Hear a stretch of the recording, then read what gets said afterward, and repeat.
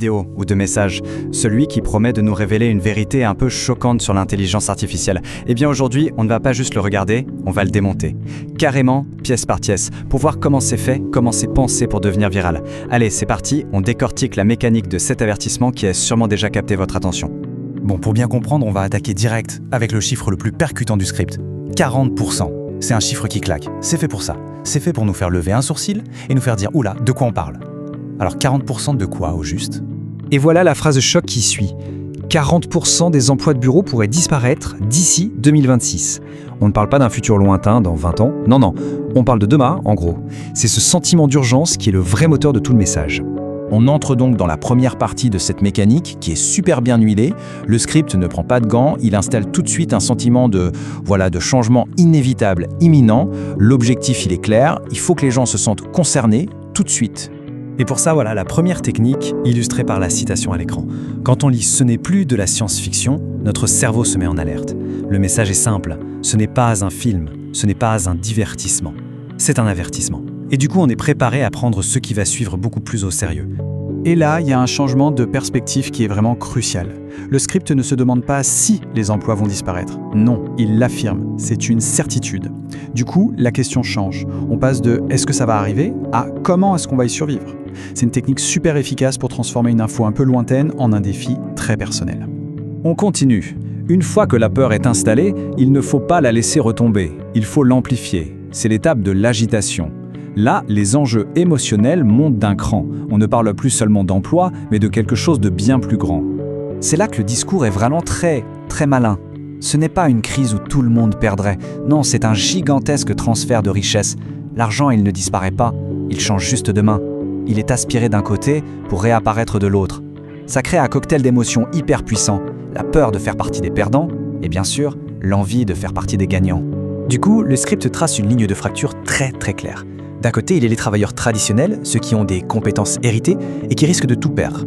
Et de l'autre, cette fameuse nouvelle élite, ceux qui savent parler aux machines.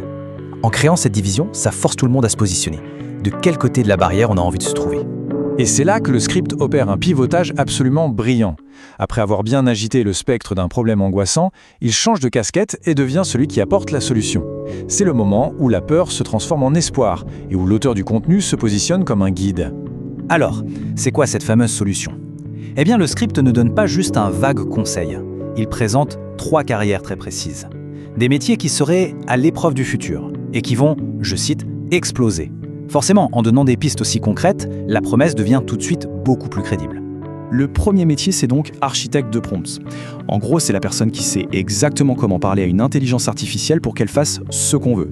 Le script présente ça comme la compétence fondamentale du nouveau monde. Et pour bien enfoncer le clou, le script utilise cette comparaison choc. C'est une phrase faite pour marquer les esprits, pour être répétée, pour être partagée. C'est une hyperbole, bien sûr, mais elle est redoutablement efficace pour souligner l'importance supposée de cette nouvelle compétence. Deuxième carrière, créateur de médias synthétiques. Là, on s'attaque directement aux industries créatives. L'idée est simple et assez radicale. Pourquoi payer une équipe de tournage entière quand une seule personne, une sorte de pilote d'IA, peut générer des vidéos complètes sur demande ? La disruption est totale. Et enfin, la troisième piste, c'est l'intégrateur d'automatisation. Celui-là, c'est un peu le chef d'orchestre des IA. Son rôle, c'est de les connecter entre elles, de les faire travailler ensemble pour rendre une entreprise beaucoup plus efficace.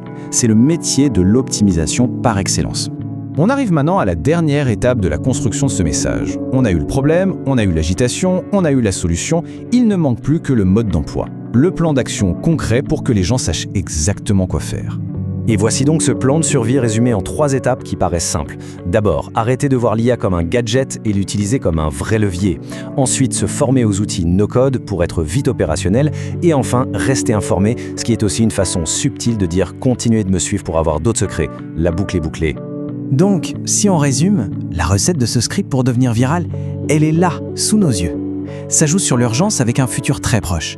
Ça établit l'autorité de l'auteur, qui se pose en révélateur de secrets. Et surtout, ça crée un message d'alarme que les gens se sentent presque obligés de partager à leurs proches pour les prévenir du danger.